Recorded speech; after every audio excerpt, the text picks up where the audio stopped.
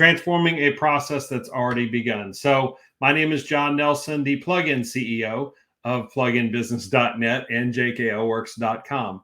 And if one of those you haven't heard of yet, rest assured you will in the coming months. It is a big, big, big deal. So at least we hope it is. We think it is. And we think you're really going to not only like it, but benefit from it. So as I say, we will talk about all that in just a little bit. But first, let's get over here to the matter at hand. And I want to introduce you to something it's a local legend around here. It's a company that started in 1982. They opened their first store, and since then they have truly blossomed into a phenomenon. If you're familiar with the media personality, podcaster, political commentator, whatever you want to call him, comedian Joe Rogan, there is actually a YouTube video or a video of him someplace. I think it was on Instagram, one of his posts, where he discovered this place and he was going absolutely nuts. So you want to see what that's all about? We're going to give you just a little bit of a taste of it. So we will introduce you to something called Buc-ees. Now, Buc-ees was the name. It started by two gentlemen, one of whose nickname was Beaver. And so, he just played off of it. So it's Bucky Beaver was a big deal back in the 70s and 80s when this was getting started. So at least in a cartoon form. So we're going to tell you how that all relates to marketing strategy, because those folks are doing some things that all of us would benefit from. All of us can learn from. All of us, it can make a big deal difference. So I wanted to talk about what that would look like. Okay. So, all right, what's going to go on here? Not really sure where that snuck in from.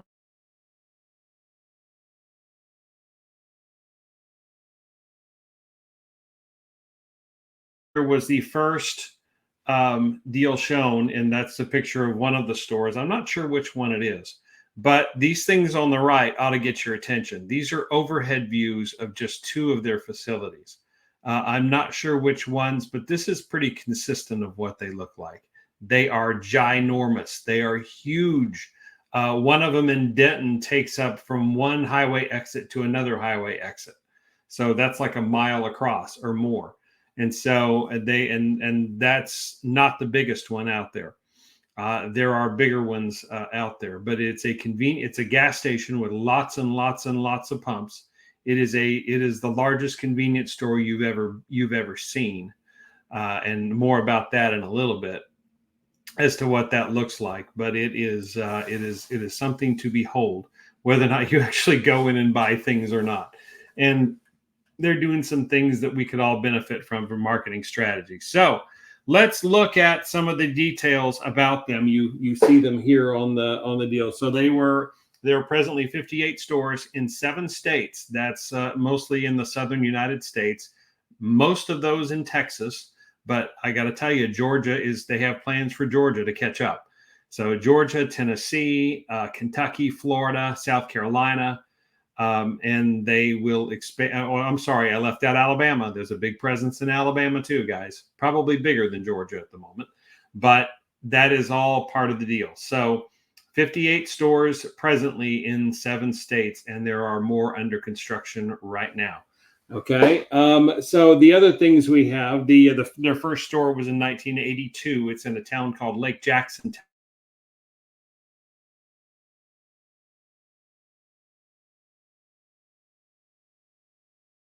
About an hour's drive, where not far from where I am. It's sort of the other side of town. I'm on the northeast side, and it's on the very far south. And it was in 1982. They opened up another one about 3 years later, and I've been to both of them, honestly, and they look nothing like those pictures you just saw. They're very small. They were revolutionary for their time, and they're bigger than most convenience stores that you run across, but they'll tell you they're really nothing special. They sort of left them small to be a part of what that was all about. And then they opened their first family travel center, they call it, and to use the parlance from the industry itself, In 2003, in a town called Luling, Texas, which is between Houston and San Antonio, on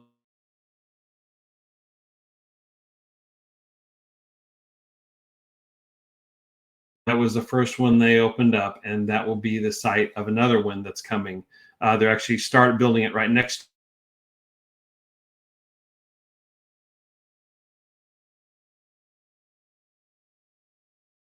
It's in the Guinness Book of World Records. That's not a lie. For the longest car wash, it's in Katy, Texas, which is on the west side of Houston on the way out.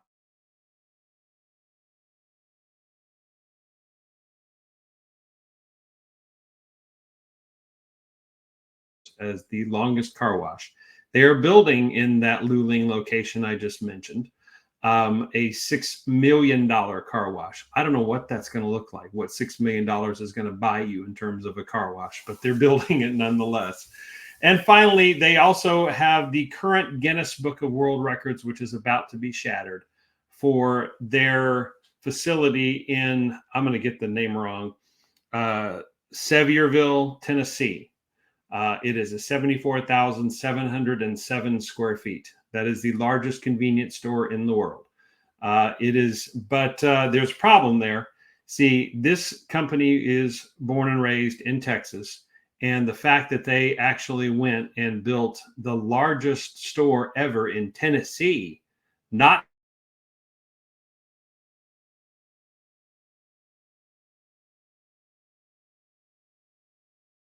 there are many, many, many of you out there. And so in response to that, the company has commissioned, they're now going to build the 75,000 square foot plus facility. I don't know how big it's going to be yet. It's the one in Luling that I was mentioning back in Texas, right next to the original. They'll probably tear down the original and do something else with it. But they're going to build that great big store there. And it will be something to behold. The car wash is going to be there. That's $6 million too. So I don't know what that's going to end up being. All right. Okay. So they were certified. They were ranked #1 from this. You see these couple of surveys down here. The Pay Less Power, which I guess is a gas thing or fuel thing. There's all sorts of power, maybe electric or whatever. Voted them best customer service in the country. I'm not sure when that was, but it wasn't that long ago. I don't think, maybe a year or two. Second best in terms of food service in the country, in the United States, and third best in terms of the cleanliness and the gas prices and the cheapest gas sort of thing. So they got that certified. So cashiers paid $14 an hour. There is a philosophy behind this, and we'll talk about this in just a little bit. The manager of that car wash is paid $125,000 a year. They're paid $225,000 to be a store manager.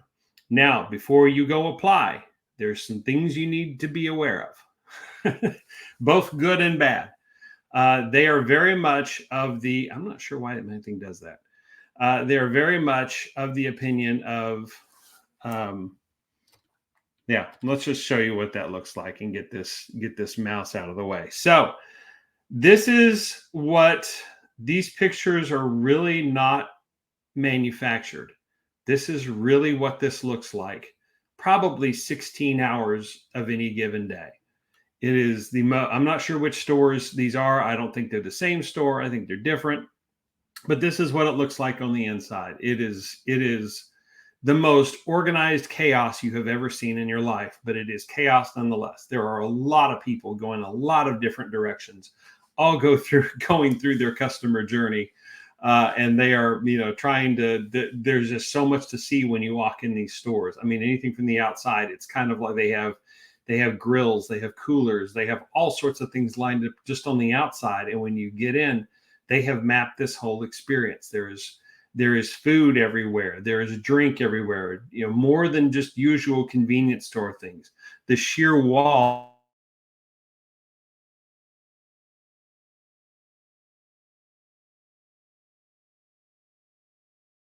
of it is their food. They make these things called beaver nuggets, Bucky Beaver, right? You see them right there.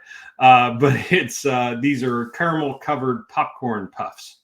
They're a big thing. So the beaver nuggets are huge, but they also have well, it's a lot of Texas food, but they're trying to adapt it for places like Florida and stuff like that, where it's like in Texas, it's a lot of barbecue. There's a lot of that. There's whole counters devoted to that, and we'll talk about some of that along the way here in just a little bit.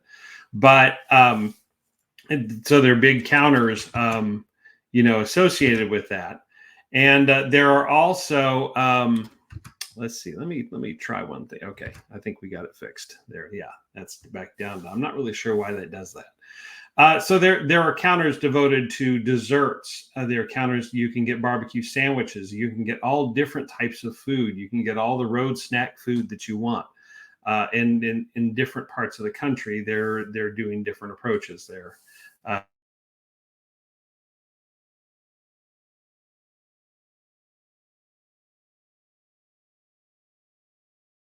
Okay, that's going to work.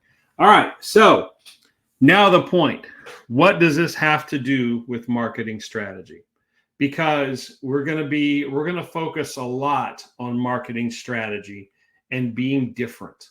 And different is good, and finding ways to stand out. If whether you're a freelancer or you're all the way up to decent sized marketing agencies, or businesses of any kind. How does this help you? This can all help you. So that is our focus through all of this. And so what we're going to do as a result is, show you some different ways, some different tools, some different things that are going to happen. So how does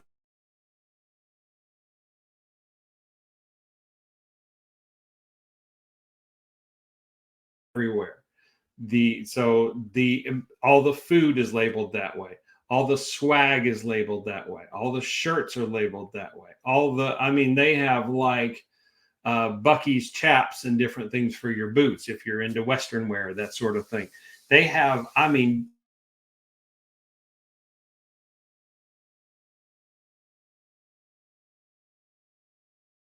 or any of that stuff. It's their own branded gasoline. I don't know who they get it from. It's probably a closely guarded secret. They may even the type of volume that they carry on is, I'm not kidding people. There are lines.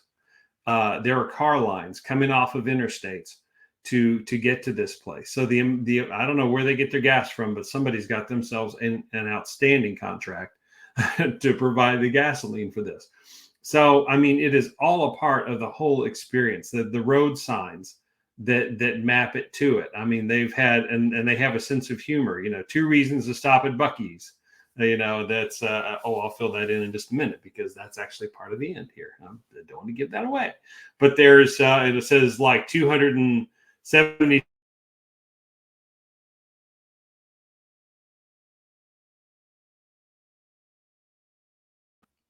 They have created a brand. They've created an environment around this. They have created something that is unbelievably special, and they are staying on that brand with everything they do. They've almost created a cult following out of it, and it's really, really awesome. It's something all the marketers could benefit from, right?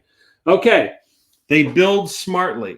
So we mentioned a little bit that we have interstate highway systems here in the United States.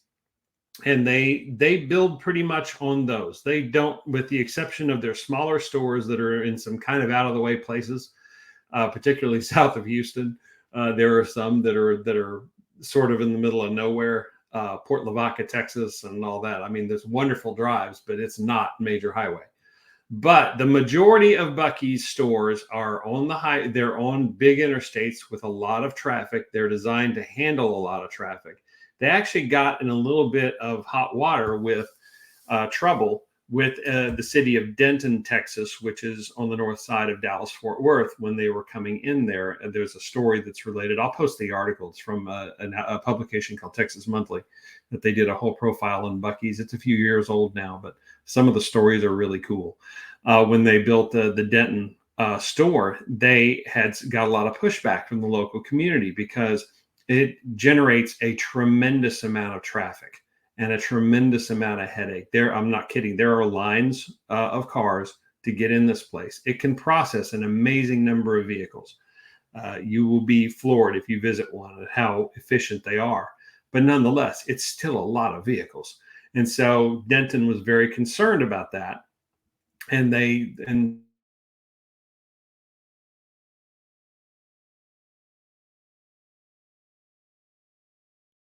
team that surrounds them. And they did a deal where they invested in some of the local, they put like $2 million to, or to a lot of money, probably more than that, to the local infrastructure to help with the roads and things that were not associated with that store. That store is the one that I was talking about that goes from one exit to the other exit on the interstate. It's not small. So I could understand where that comes from. So you have that. So they build in these places. They're not in big cities. They're on the edges. They're on the outskirts. They want to catch you going from one place to another. Part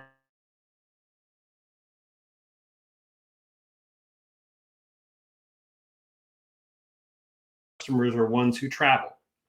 They're not the local people who run out there to just to grab something and come back. These are road travelers.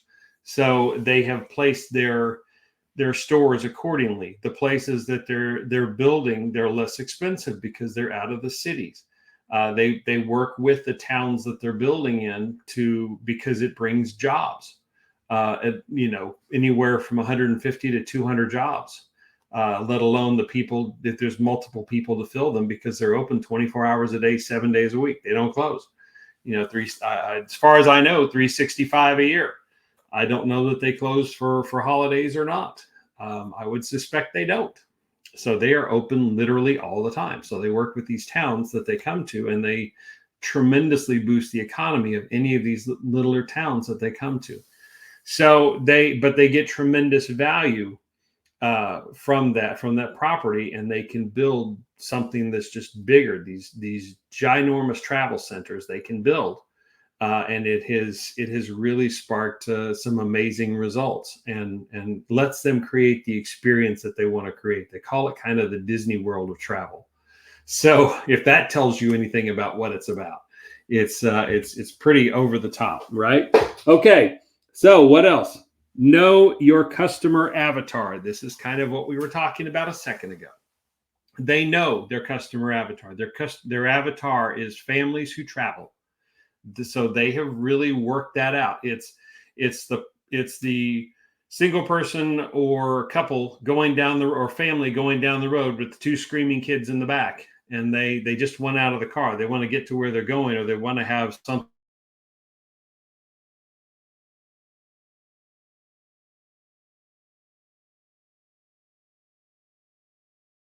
That's the avatar that they work off of. Well, the end result is they get all kinds of people, whether you have kids or not, whether you're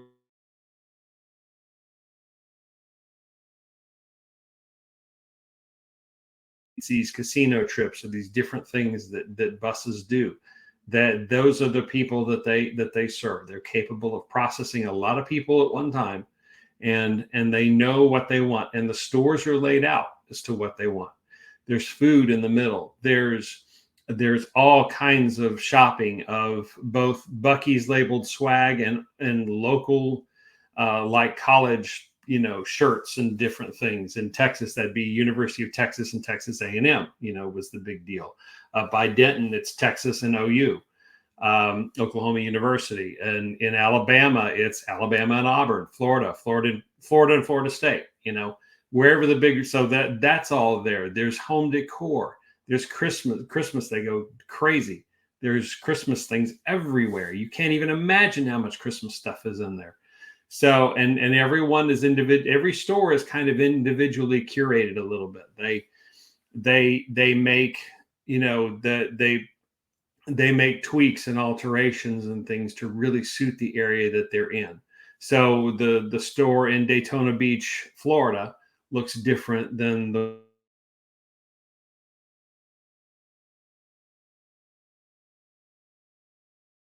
pretty much the same, but the merchandise is different.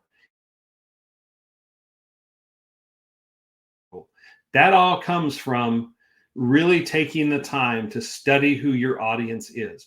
If you're building a marketing agency, or if you're starting out as a freelancer and you're looking for specific, yeah, I know you'll take any business you can get. I get it. But Sheena-Leigh Kennerly has talked about this. Jen and some other people, Chris, the people that have been on have talked about this. Learn your customer avatar, create your customer avatar, work it out. And make sure that it's the people that you really want to talk to, the people that you really want to work with. Keep on that brand. This is the first 3 items. We're halfway through, guys. So keep on brand with your, make sure you're promoting yourself. Even if you're small, come up with a way to stand out. Don't just be somebody, trying to, reach that I'm a go high level expert. And no, create a little brand for yourself. Create something that makes you different. Create something that makes you stand out. That's what this is all about. Build your business smartly. Only add the things you can support or you can outsource. That's all what this is leading up to. But as I said, we're only halfway through. So there's more here that as a marketer, you need to learn that Buc-ees can teach us, right? Okay, so you have to demand, they demand efficiency, okay? If you saw those pictures of that store, it is, like I said, it is absolute organized chaos in there. There's a lot of design thought that went into it. There is a lot of purposeful routing that went into it. And so they have to have efficiency in everything that they do. They have to be able to change things out whenever, whenever something runs. So they make sure that the drink machines never run out of drink. They make sure, if at all possible, if light bulbs go out, they got to change it. If stock needs to be restocked, which it does quite frequently, they have people in there constantly walking through the stores, going through the stores, changing things out, who are just as able and willing to stop and help you find something while they're stocking what they're stocking. It absolutely has to be efficient. They have to harp on that. And the people that are working it, truly believe it. They know, they see every day that probably 16 hours a day, it is wall-to-wall people. It is, and even the times when it's not, there's still people roaming around, and they're, later at night, like some grocery stores will stock late at night. Well, they have to do some of that too, but they also have to do it during the day because that stock is constantly getting depleted. They cannot run out. So they have to have everything, set up and operating properly. Same with your business. Okay. You have to be efficient. You have to have your processes in place. Even if you're small, okay? This is even if you're small. Have your set ways of doing things. Try your level best to create those set ways of doing things. And to the extent that you can, don't deviate from them. Add some personality. Every situation's a little different, yes. But the more sure you are of those processes and the way that things get done, the more confident you will be in providing them. The easier that will be. And it gives you a major array of confidence that not everything else can provide, right? Okay, so number 5, and we're getting real close here, but make it a privilege to work there. So I mentioned earlier the salaries that are involved. They pay their people more by design. Okay, so and in the United States, for those who don't know, there's the northern part is kind of traditionally, it's not always the case now, but traditionally very much, it's union territory. Unions were formed up there. Unions were started up there. There's a lot of big manufacturing, or there has been over the years. And so the workers were being exploited. And so unions were formed, people banded together to try and keep that from happening as much as possible. Well, so over time, and I'm going to say this, and it's going to sound like one thing. So those of you from the North, just play along. Just forgive me a little bit here, because one of my good friends in the world, his father was a union steward at John Deere in Iowa. And so they have their place, they have their necessity, they have their need, but they also have gotten to a point where it's getting a little harder. They're beginning to outlive their usefulness, and all they end up doing is asking for more and more demands that they can't support and the company can't support. So the idea then is more and more businesses are now saying, I will pay you enough not to have those problems. I will pay you enough to make it worthwhile for you, to make it a privilege to work here. But in return, there are some things that they expect for that. And they're happy to do it. They do this by design. They have those salaries out there on purpose. Okay. They're a privately held company. So what are you going to do? Other than people who do go to work there will drive for miles to work there because they've made it cool. They've made it a privilege. They're paying more than, say, they're paying double what a lot of cashiers would make at minimum wage. Okay. On purpose. But they also have something else you see when you go in there that doesn't show up in those pictures is there are employees that are genuinely having a good time. They love their job. They're having fun with it. The people at the meat counter you'll think they're kind of weird because they have all these sayings and things that they yell as they're chopping up the different sausages and the different briskets and that sort of thing. And I don't know what drives that. I don't think they do tips. So they just have fun with it. Though I'm sure people have bad days in there, you rarely see that on the faces of employees. You just don't. All of them are at worst neutral, and at best they're willing to help and having a good time. There's a reason they finished #1 in the country for customer service in that Pay Less Power deal, because it's true. When you walk in, you're welcomed, even if it's yelling across the room. They notice you come in. They talk to you. They engage with you. They do all the things that good customer service should do. So you as a marketer, you as a strategist, you as a business owner, you as a business of any size, if you bring on people other than let me back up. Try to have an embody those qualities to your customers, because nobody likes a downer anything. And if you're that way, then it's going to come off to your customers and it's not going to come off well. Okay. But if you bring people on, if you make them a part of your life, then you choose to make them a part of your business to solve a problem, even if they're a contractor, even if they're brought in on an outsourced white label basis, what we're going to call plug-in services. We're going to give it that new term here before very long to describe, a lot of us who do what that does, which is white label or outsourced services for businesses of all types.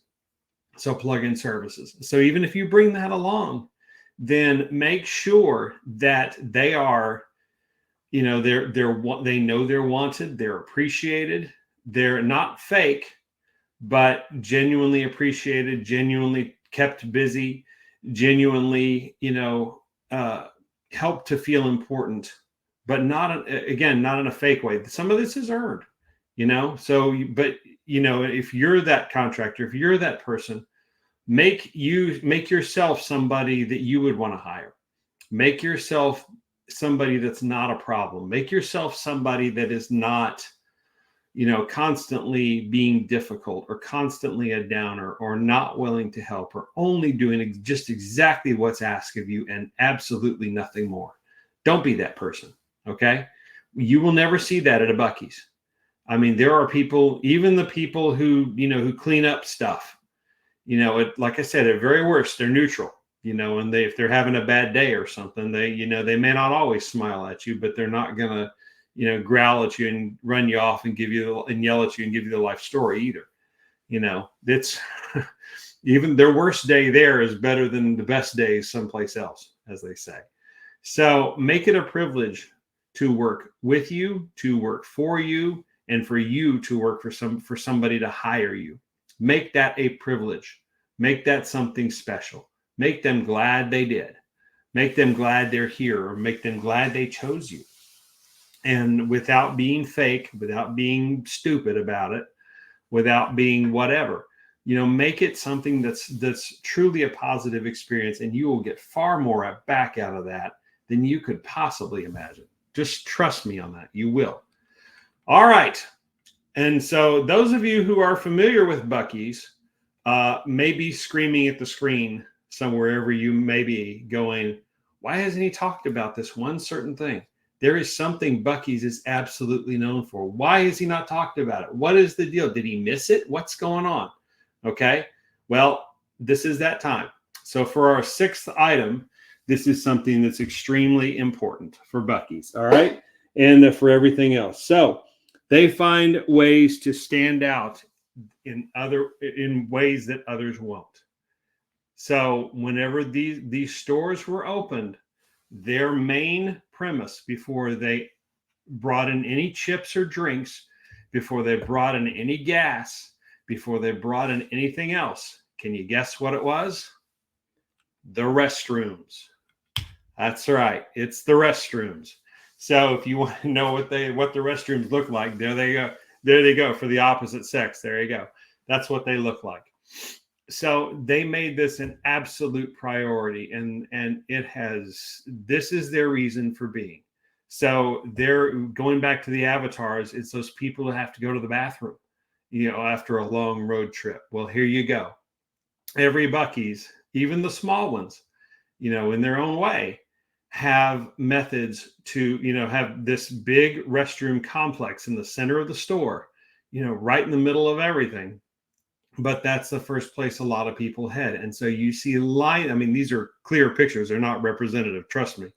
But there are lines of people going in and out of those restrooms. And so let's talk about the restroom staff here for a minute, since so first of all, Cintas, which does uniforms and all safety and a whole bunch of other stuff, they voted them the cleanest restrooms in America in 2012. And I don't think that's changed much.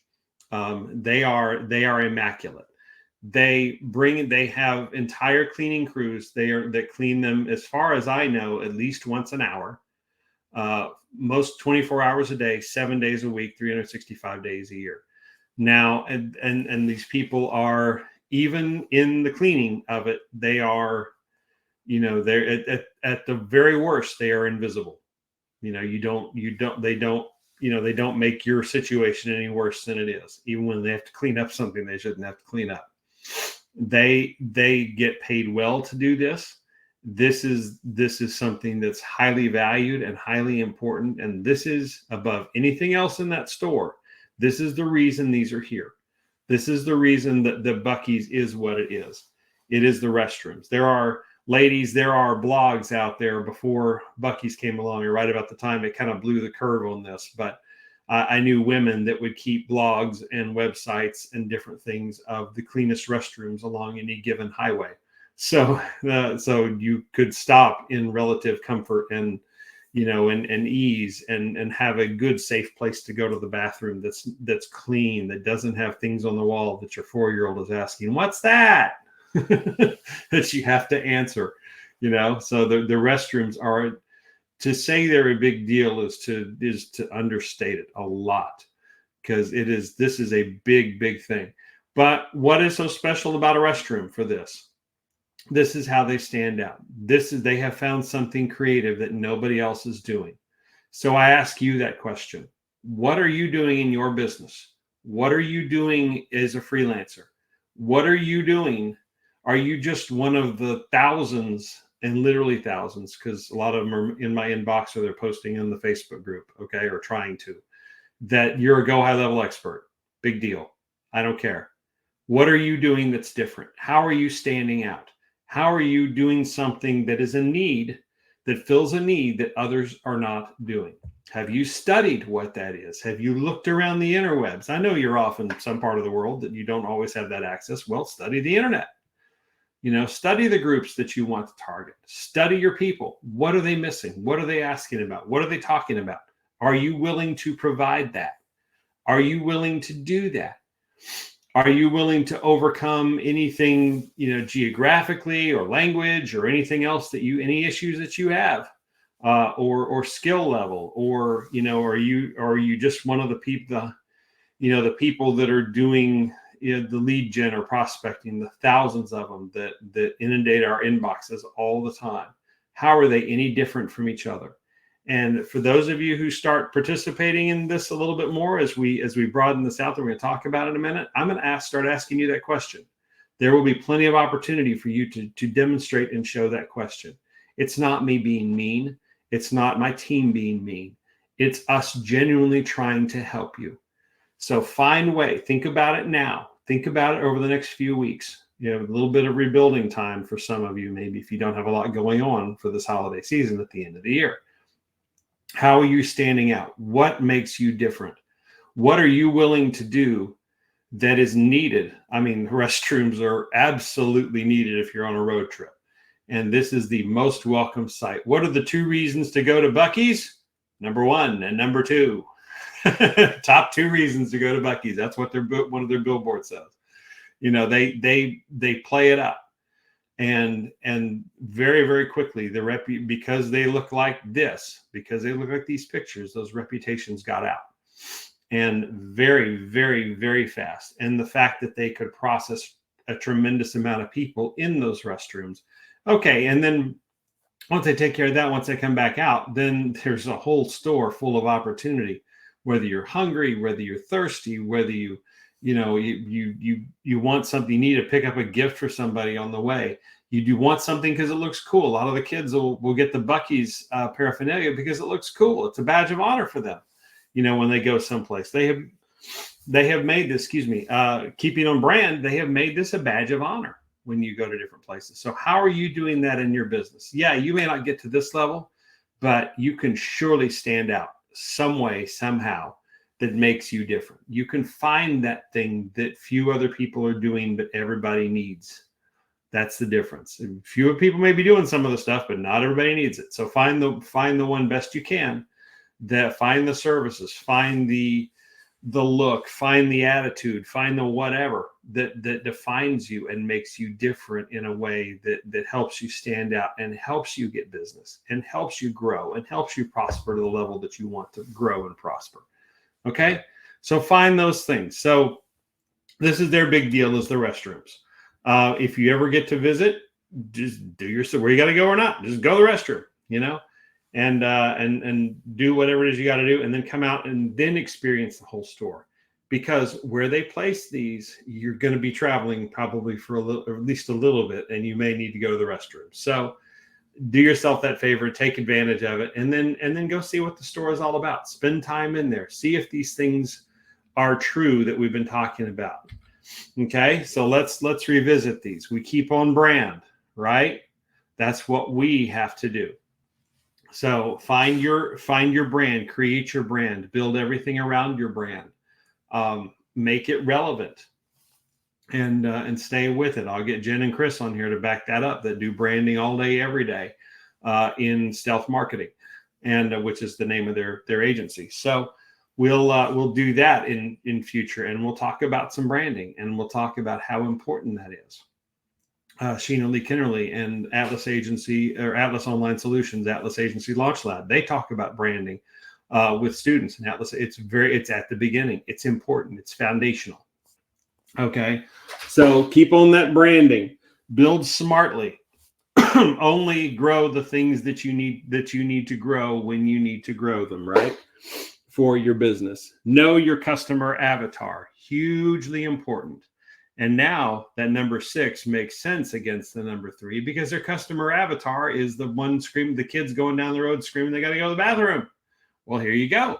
This is the place to do that. This is the place that makes that good and efficient. All right. Speaking of efficient, have efficient processes for everything you do. Demand that be the case for yourself or for anybody who works for you. Demand efficiency. Try your best to create things repeatable. One of my favorite books out there, The E-Myth Revisited, talks about developing repeatable processes, things that nearly anybody can do with a given skill set can do. At the lowest skill set and pay level possible. But make it as easy for them, or realistically easy as possible, and make it repeatable over and over and over again. Pay your people, incentivize your people to do a good job. Take care of and help and promote the adage, People, if you take care of the company will take care of you. Hopefully, if you don't believe that, maybe you can come around to converting that idea, because no matter how much you've been burned by somebody who did not do that, I promise you, when you do experience an environment where a company takes care of you or an organization takes care of you, and you take care of, and you are, you're proud to take care of it. You're proud to be a part of what they're doing. The Texas Monthly article talks about one of the gift merchandise managers that they come across, and she is just constantly pinching herself that she actually gets to work there. Make it an environment like that. Make it, even if you're cleaning the restrooms, do this. You are providing more than a valuable service.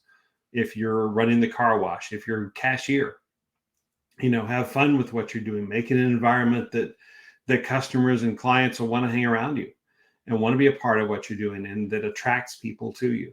And then finally, be willing, and most importantly, I think, be willing to do the things, be willing to stand out in ways that others won't. How does the saying go? If you do what others won't, later you get to do what others can't. There's that phrase that's been around multi-level marketing and all sorts of business for years and years and years. If you do what others won't, then later you get to do what others can't. So that applies here. Find the ways that you stand out. Find the things that are important to you, right? So that is Buc-ees. I do hope you take a trip to one. They had something on there that's a little bit dated now, but one of those surveys, people said people were willing to drive 21 miles, at least 21 miles out of their way to go to a Buc-ees. That's across town in some cases, or not that close in others. So there are people who this is a treat as a part of being on the road that they look forward to go to this place. So go see what Joe Rogan found is so special, because he was on his post, and I'm going to try to find it again, that basically said, I'll find it, post in the comments, but he's like, I cannot make this stuff up. I've never seen anything like this before in my life. And he was absolutely dumbfounded as to the experience, in a good way, in the best way possible. He was he got to use his, as most celebrities do, got to use those endorsements sparingly, right? So he was certainly that. And yeah, so he was absolutely over the moon about it. So go find a Buc-ees near you if you're in the South. The next time you travel, make it a point just to stop once, just to say you've been, and see what you think, and see if these things don't come to pass, don't come to truth. So I hope that's a good example of how a gas station can help you in your marketing business, in your marketing journey. I was just looking real quick at see if there's any comments. There's not any out there, but I hope you all are enjoying this, and I hope you can all hear me. So there's nothing saying otherwise there. So I appreciate that.